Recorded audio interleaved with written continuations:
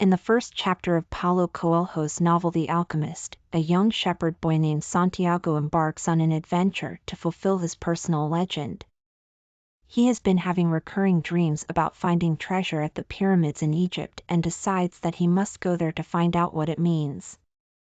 After much deliberation with himself, Santiago finally makes up his mind and sets off for Africa despite warnings from family members who think this is too dangerous for him as a mere child. Along the way, he meets many people who help guide him towards achieving his goal, including an old king whose advice encourages Santiago not only to pursue his dream but also be open-minded when faced with obstacles along the journey ahead of him. By taking these words into consideration, Santiago begins traveling across Spain until eventually reaching Tangier, where he will begin crossing over into Africa, all while learning valuable lessons about life itself during each step taken closer towards fulfilling destiny's callings. Santiago, the shepherd boy from Andalusia, sets out on his journey to find his personal legend. He travels through a desert and meets an old man who tells him that he must listen to omens in order for him to reach success. The old man also gives Santiago 2 stones which will help guide him along the way, Urim and Thummim. As Santiago continues walking across the desert, he encounters many obstacles such as thirstiness and fatigue, but is able to overcome them with courage and determination. Along this path of self-discovery, Santiago learns about himself by listening carefully for signs or symbols sent by God so that he can fulfill his destiny of finding treasure at Egypt's pyramids. Eventually, after much hardship endured during this long trek across barren land filled with danger lurking around every corner, he reaches an oasis where there are palm trees swaying gently in warm breeze. Here it seems like paradise compared what was experienced before while crossing scorching hot sand dunes under blazing sun rays. After resting here a while, Santiago decides it's time to move forward again towards achieving personal legend despite all odds stacked against him. The Englishman tells Santiago that he has been traveling for many years in search of a hidden treasure. He explains to him the importance of omens and how they can help guide one's journey, as well as the power of personal legends. The Englishman also reveals his own personal legend, finding an alchemist who will teach him about turning lead into gold. After hearing this story, Santiago decides to travel with the Englishman on his quest for knowledge and adventure. They set off together towards Africa, where they hope to find their answers at an oasis near Al-Fayum called the Pyramids. Along their way, they encounter various obstacles such as bandits, but eventually make it safely through them, all thanks to some luck from God or fate itself, as interpreted by both men. Once there, however, things don't go quite according to plan when instead of meeting up with any alchemists, they are met by tribal warriors who take them prisoner. Santiago meets the alchemist in an abandoned church. The alchemist tells Santiago that he must find his personal legend, and explains to him what a personal legend is. It is something each person has been born with, but which they may never achieve if they do not follow their hearts. He also warns Santiago of the dangers of pursuing one's dreams without being aware of them first. For example, someone who wants money might end up losing everything because they are unaware of how much work goes into achieving wealth. After this conversation ends, the 2 men travel together through Egypt until reaching some pyramids near Cairo, where there were many people selling trinkets and souvenirs from all over Africa and Asia Minor as well as Europe. They enter one pyramid after another, looking at hieroglyphics on walls while discussing various topics such as love or death, before finally arriving at a chamber containing 3 large stones representing earth, the material world, air, spirituality, and fire, action. Here the alchemist reveals to Santiago that these symbols represent alchemy itself, transforming lead into gold by using natural elements like air or fire, thus revealing its true purpose, helping humans reach their full potential so that everyone can live out their own personal legend no matter what obstacles stand in front thereof. Santiago meets an old man who tells him that he must find his personal legend. The old man also reveals to Santiago the secret of alchemy, which is a process by which one can turn lead into gold and achieve immortality. He explains how it works. First, you have to understand your own language, then you need to be able to read omens in nature. Finally, you must follow your heart's desire without fear or hesitation. After this conversation with the wise elder, Santiago sets off on his journey again, but soon finds himself lost in a desert where he encounters an Englishman searching for knowledge about alchemy from tribal people living there. They travel together until they reach their destination, the oasis, where they meet Melchizedek, a mysterious figure, who gives them both advice regarding their respective quests before disappearing mysteriously afterwards. Finally, after some time spent at the oasis learning more about life and its mysteries, Santiago decides it's time for him to go back home as well as continue pursuing his personal legend. Santiago is walking through the desert and he meets an old man who speaks a language that Santiago does not understand. The old man tells him about his travels around the world, which have taught him to speak many languages. He explains how each language has its own beauty and power, but also reveals something of what lies beneath it. The universal language is understood by everybody. This leads into a discussion on fate versus free will. While some believe in destiny, others think they can control their lives with hard work or luck alone. The alchemist then appears again as if summoned from thin air and begins teaching Santiago more lessons about life's mysteries, such as understanding omens sent by God or nature, before revealing another secret: everything on earth is being continuously transformed.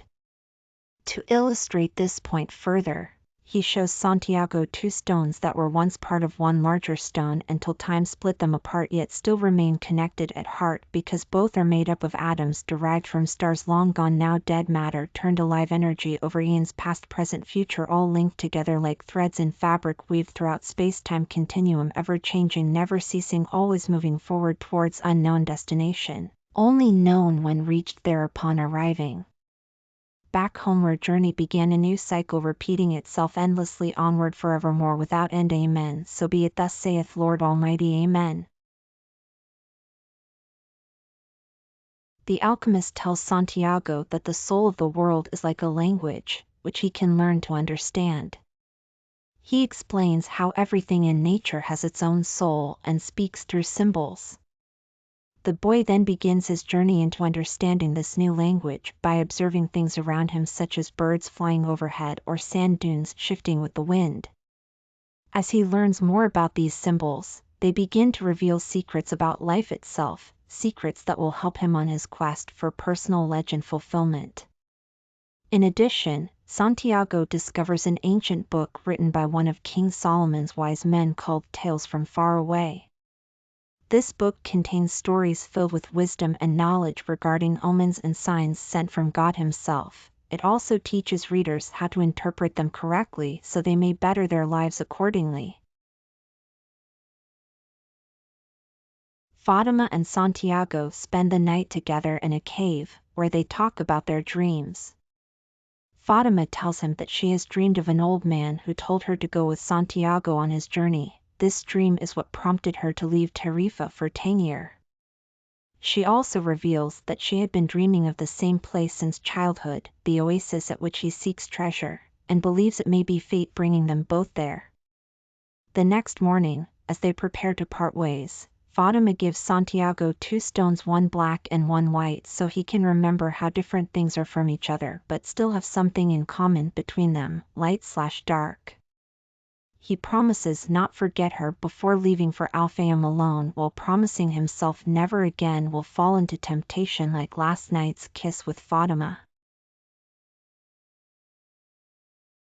Santiago and the alchemist reach an oasis in the desert, where Santiago meets a beautiful girl named Fatima. The two fall deeply in love with each other, but they are unable to express their feelings for one another due to cultural differences. Meanwhile, Santiago is warned by both his heart and omens that he must leave soon or else risk losing everything he has gained thus far on his journey. Despite this warning from fate itself, Santiago decides to stay at the oasis longer than expected so as not be separated from Fatima any sooner than necessary. However, it becomes clear that staying will only bring him more pain when all of those around him begin having strange dreams about danger ahead if they continue traveling together towards Egypt. After much deliberation between himself and the alchemist regarding what course of action should be taken next, whether it's best for them part ways now or wait until after consulting tribal elders, ultimately decide upon waiting before making such a drastic decision which could potentially ruin either's chances of reaching their goals, respectively finding treasure, for Santiago, and discovering God's language, for Alchemist. Santiago meets an old man in the shop of Merciful who tells him that he is a merchant and has been traveling for many years. He explains to Santiago how his travels have taught him about life, love, and God's will. The old man also reveals that he was once like Santiago, a shepherd boy with dreams of adventure but no way to make them come true until one day when fate intervened. After hearing this story from the old man, Santiago realizes that it could be possible for anyone to achieve their personal legend if they are willing to take risks and follow their heart despite any obstacles or fears they may face along the way. Finally, before leaving the shop of Merciful, the old man gives some advice: when you want something, all universe conspires in helping you get it. The crystal merchant is a man who has been selling crystals for many years, but he feels that his life lacks purpose. He meets Santiago and tells him about how he wants to travel the world in search of adventure and knowledge. The two men become friends, with Santiago offering advice on how to make money from trading goods along the way. Meanwhile, they discuss their dreams while the crystal merchant desires freedom from routine work and an opportunity to explore new places. Santiago seeks out his personal legend, the thing which will bring true fulfillment into his life if only it can be found or achieved through hard work. After some time passes by without any progress being made towards either dream coming true, however, both men come up against obstacles preventing them from achieving what they want most in life, until one day when fate intervenes. Santiago wakes up from a dream in which he is walking through the desert and finds an abandoned church. Inside, there are two old women who tell him that they have been waiting for him to come so that they can give him something important. They hand Santiago two stones, one black and one white. The black stone will bring good luck while the white stone will protect against bad luck. However, if both stones are used together, then it could lead to great fortune or disaster depending on how wisely it is used. Meanwhile, Santiago has another dream where he meets Melchizedek again at an oasis near Al-Fayum in Egypt, this time with more clarity than before, as well as some advice about his journey ahead of finding his personal legend. When you want something badly enough, all the universe conspires helping you achieve your goal. He also learns about Urim and Thummim, ancient tools made out of precious gems believed by many cultures around world since antiquity to be able to answer questions posed by their owners when consulted correctly. Finally, Melchizedek gives Santiago three gifts: a golden scimitar, sword, a falcon feather cloak, and finally piece gold ore containing alchemical secrets hidden within its structure. These items would help guide a long way towards achieving destiny. The hawk is a symbol of freedom and the boy's journey to his personal legend. The boy watches as the hawk flies away, feeling that it has been sent by God to show him what he must do in order to reach his destiny. He realizes that if he wants something badly enough, then all obstacles will be removed from his path so long as he follows omens along the way. Santiago decides not only to follow this omen but also take action towards achieving his dream, selling everything except for two stones which represent himself and Fatima, setting off on an adventure with no money or possessions other than those two items. As they travel through Africa together, their love grows stronger until eventually they arrive at an oasis where Santiago meets Alchemist, who teaches him about life's mysteries, such as how one can find happiness within themselves rather than relying solely upon external sources like wealth or material goods. The alchemist tells Santiago that he must listen to his heart and follow its desires. He explains how the soul of the world is like a language, which can be understood by those who are willing to learn it. The alchemist also advises him not to give up on his personal legend even if things seem difficult or impossible at times. Instead, he should use all available resources in order to achieve what he wants out of life. Finally, the alchemist warns Santiago about being too attached to material possessions, as they will only bring temporary happiness and satisfaction. True joy comes from within oneself when one follows their dreams with passion and determination. Santiago and the alchemist set out on their journey to Egypt. They travel through a desert, where they encounter an oasis with palm trees and crystal-clear water. The alchemist tells Santiago that he must listen to his heart in order for them to reach their destination safely. Along the way, they meet a tribal chieftain who gives them shelter from sandstorms as well as food and drink before sending them off again into the desert. As night falls, Santiago is afraid of being attacked by bandits but instead finds himself surrounded by mysterious figures wearing white robes. These are members of an ancient sect known as the Englishmen. After conversing with one another about life's mysteries, Santiago learns more about omens from this group, which helps him understand how important it is for him not only follow his personal legend but also pay attention to signs along its path so that he can achieve success without any obstacles or delays standing in his way. Finally, after days spent traveling across deserts filled with danger, both real and imagined, our heroes arrive at last at pyramids near Cairo just before sunrise. Chapter 16 of The Alchemist by Paulo Coelho begins with Santiago's return to the oasis.